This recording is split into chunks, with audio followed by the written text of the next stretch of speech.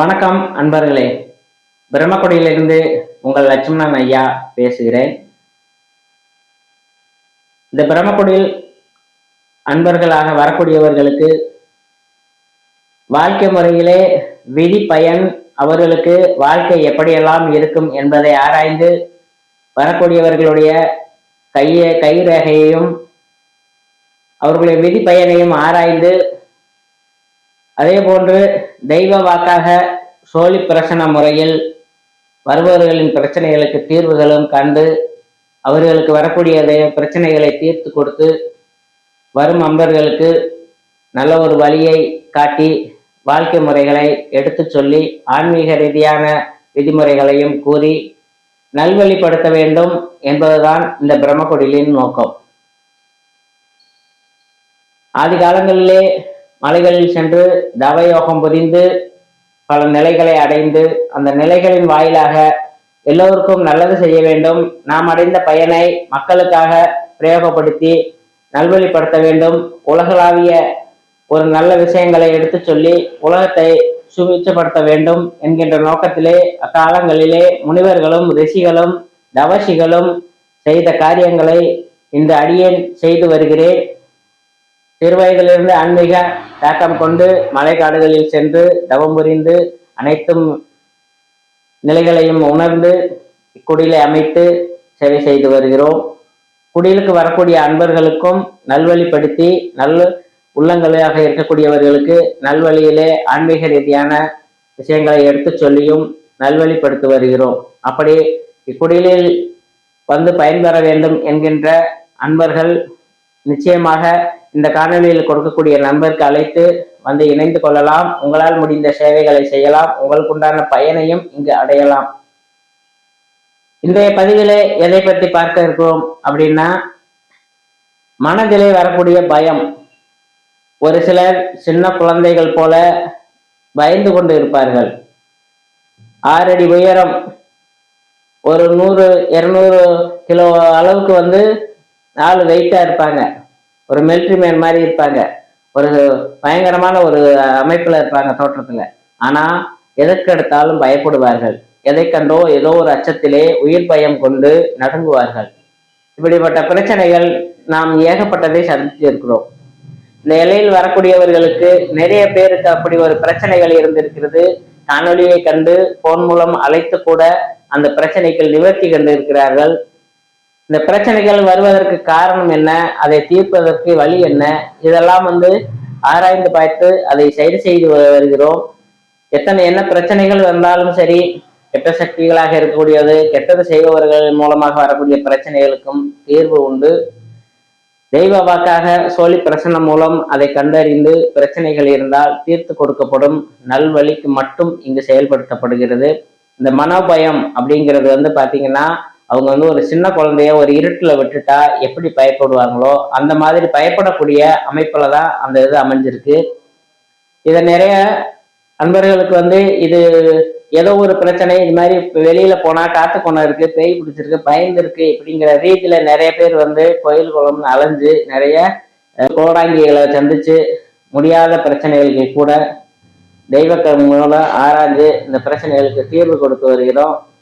இந்த மனபயம் அப்படிங்கிறது வந்து கிரக அமைப்பிலும் வரக்கூடியது இருக்கிறது, மற்றவர்கள் செய்யக்கூடிய தீய சக்திகள் மூலமாகவும் வரக்கூடியது இருக்கிறது.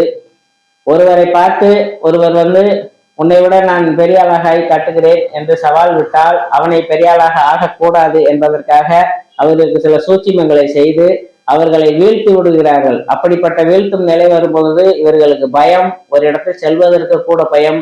அப்படிப்பட்ட நிலைகளை அனுபவித்து கடைசியில் இது என்னவென்று தெரியாமலே அவர்கள் வீட்டிலேயே இருந்து விடுவார்கள், வெளியே செல்ல கூட பயப்படுவார்கள், ஒரு வேலைக்கு செல்வதற்கு கூட பயம் என்று வீட்டில் இருந்து விடுவார்கள். அப்படிப்பட்ட மன பயங்களை கொடுக்கக்கூடிய நிகழ்வுகள் நிறைய நடந்திருக்கிறது. அப்படி இருக்கக்கூடிய பிரச்சனை உள்ளவர்களுக்கு இவ்விடத்திலே தெய்வங்கள் மூலம் தீர்வு கொடுக்கப்படும். உண்மையாக தெய்வங்கள் வாக்கு கொடுத்து இவர்களுக்கு சரி செய்து கொடுக்க உத்தரவு கொடுத்தால் சரி செய்து அவர்களை நல்வழிப்படுத்தி விட வேண்டும் என்பது நமது நோக்கம். அதே போன்று எந்த பிரச்சனைகளாக இருந்தாலும் வரலாம். உங்களுடைய கைரேகை சோழி பிரசனம் மூலம் அதை சரி செய்து கொடுக்கிறோம். வேற எந்த ஒரு சூட்சுமங்களும் இங்கு இல்லை. தெய்வ ரீதியான தவயோக நிலையில் இருந்து இதை செய்யக்கூடிய நிலைமைகள், ஆன்ம சக்தி மூலம் செய்யக்கூடிய நிலைகள். ஆகையால் யாரும் அச்சமின்றி வெள்ளைக்கு வரலாம்.